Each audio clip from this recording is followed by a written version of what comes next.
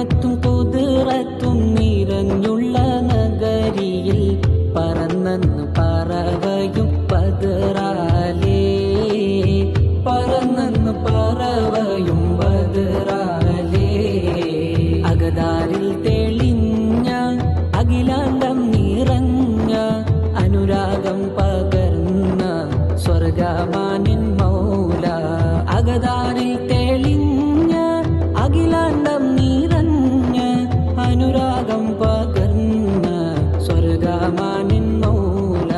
ഭൂമിയും ചന്ദ്രനും ഒന്നിച്ച് തന്നാലും അവരുടെ പ്രേമത്തിൽ ആവില്ല അവയൊന്നും.